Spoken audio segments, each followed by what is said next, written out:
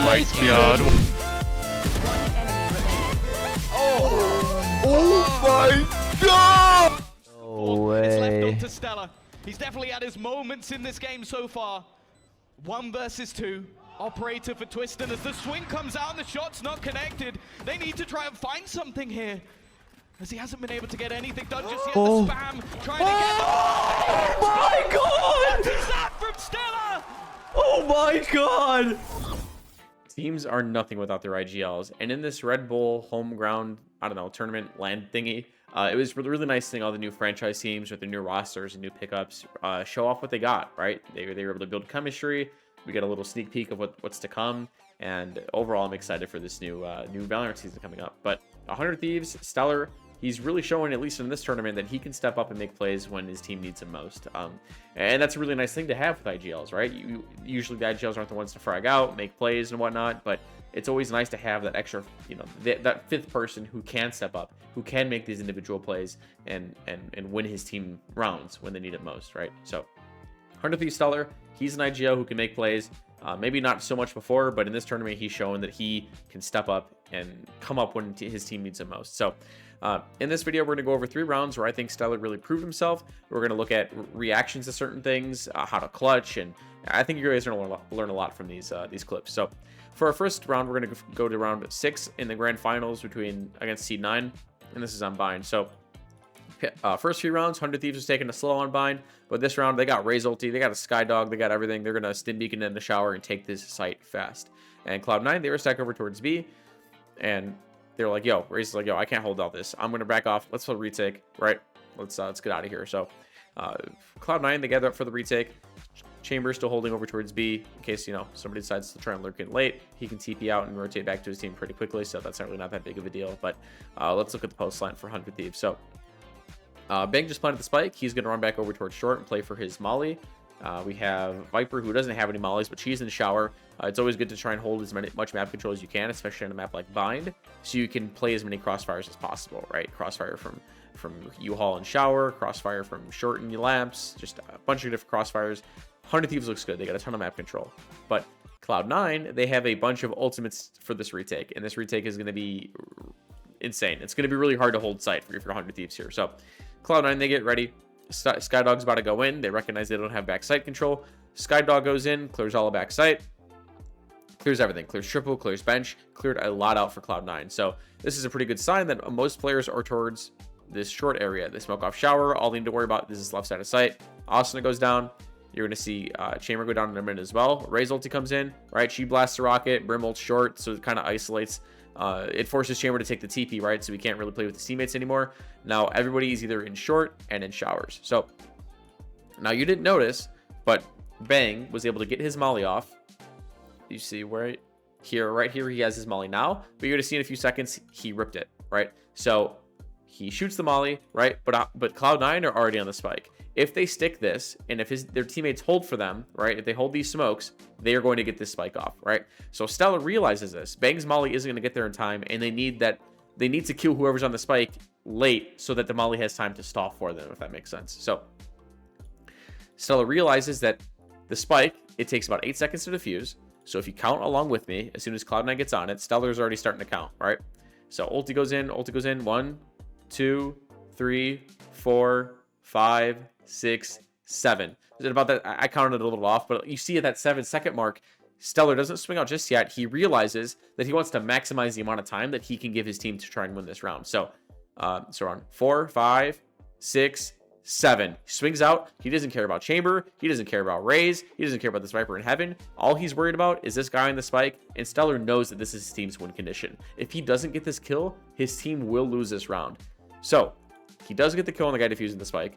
The Brim Molly does come in. Now, no one, they can't stick this anymore. Now it's just like it's a cluster, right? Cloud9's running out of time. Bang's able to peek out. They take their ones. Chamber's able to rotate over from the teleporter to short in time, and they win the round. So while Bang did get a really nice 4K, the Stellar was the MVP of this round. If he doesn't get that kill, none of this ends up happening. And again, really high IQ from Stellar. And yeah, it was just really well played. All right, now for these next few rounds, we're going to be taking a look at the series against Vitality on Pearl. This was a really close game. If you want to learn how to play Pearl, you should definitely check this out. So 100 Thieves start off in a pretty standard default. Fade dog towards door. They're going to have a fade eye go into art, just clearing out all this space, just applying pressure like everywhere across the map, right? This is a really strong default if you're 100 Thieves. You have this Astra Star that's about to pop and create pressure towards B main, plus his Viper Wall, plus his Viper Orb to pressure B Link, B, everything. This is a really strong default if you're 100 Thieves. You're pressuring all across the map, and you're keeping Vitality on their toes. So 100 Thieves realizes that somebody could be pushed up pretty far, so they use their drone pretty deep into B main. They push the jetpack, they pull the smoke back, plus an arrow. You're not feeling very comfortable with your Vitality here, right? Somebody could have crossed. It's just a big mess. So what this does is it pulls Astra over, but 100 Thieves, their whole plan here is just to apply pressure across the map, apply pressure everywhere. You got Viper, who is that fade in chamber? What is it? Walking into art, creating pressure in there as well. Maybe break some Sentinel utility, right? So as the time is whittling down, you see that eventually they're going to group up and head over towards B. And they have Bank on a really nice A main lurk, right? So what's going to happen is they're going to try and get the spike down and then just play time. Hopefully Bank can try and get some shots in the back late in the round. So 100 Thieves, what do they decide to do? They come over to B. They Astral Wall like this. Pretty good Astral Wall. Cuts off all hall, all of sight. You don't have to worry about anything. So they put a star back sight, or behind sign, I guess, behind map to see if anyone's back there. Pretty strong execute. Now, as an IGL, it is very important that you keep track of the enemy ultimates. And if you look at Vitality, what do they have? They have Astral Wall, and they have Killjoy ulti. So how do you counter Astral Wall? Well, in order to counter Astral Wall, you need to take more map control so that you're able to... The guys that are behind the wall can sort of play off of the guys that are in front of the wall, if that makes sense. So ideally, you want players to go into hall and like play in like this area, so that once like these guys take contact, these guys can swing through the wall or flash through it or however they want to do it and fight together. But there's Killjoy ulti. Okay, so how do you play against Killjoy ulti? Well, you're kind of forced to give up the site, and hopefully you have a good enough spam. But you can't really spam if you have an Astral Wall here. You know, you can't spam with your bullets, only utility. So what does 100 Thieves decide to do?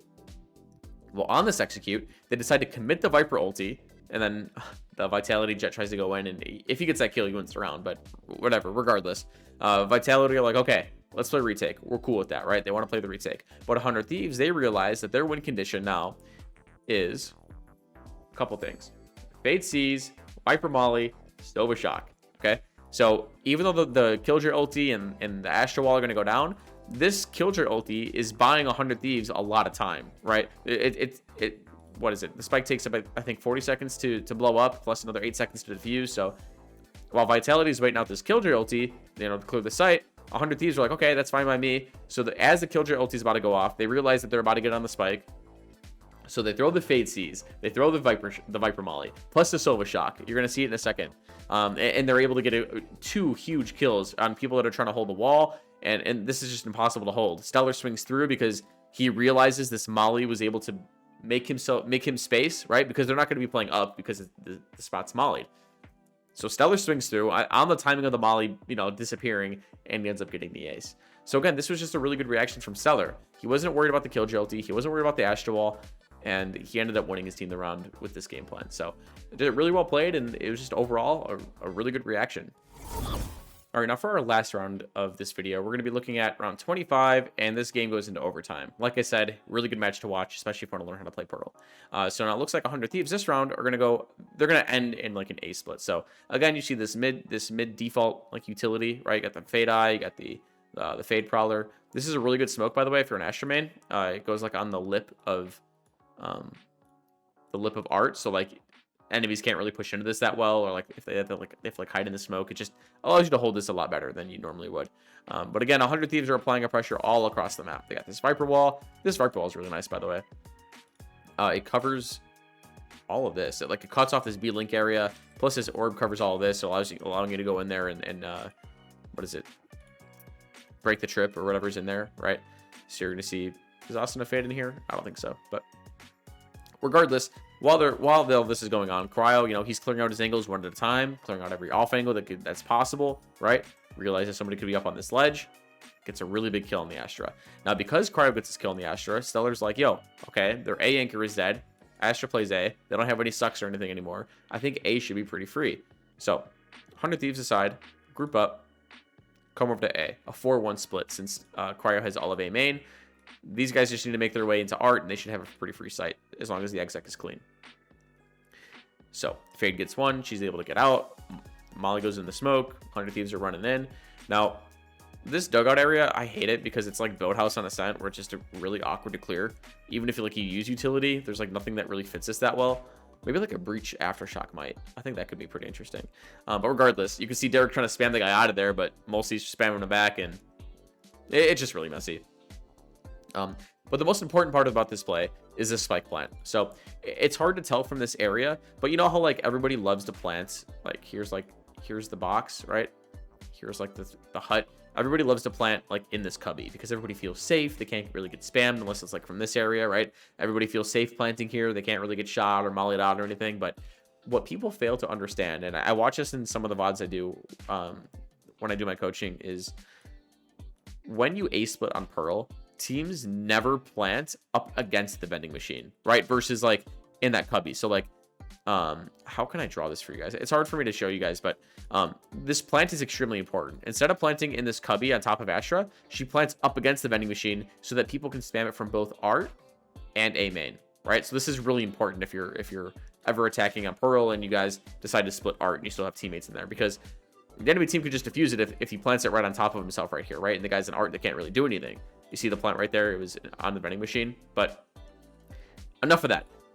Eventually 3 versus 4, trades are going to go out. Crowd tries to peek out, tries to get one, but he can't because of the Killjoy utility. Bang tries to get one. Stellar trades him out. Now Stellar's in the 2 versus 1. Now Stellar knows that because it's planted in this spot, there's only like a certain amount of area that Cloud9 the Vitality can defuse it in, right? So he's trying to jiggle out. He's trying to get his 1v1s. He repositions from this right side to this left side. He's just trying his hardest to get a 1. He really needs to isolate these guys, isolate these fights.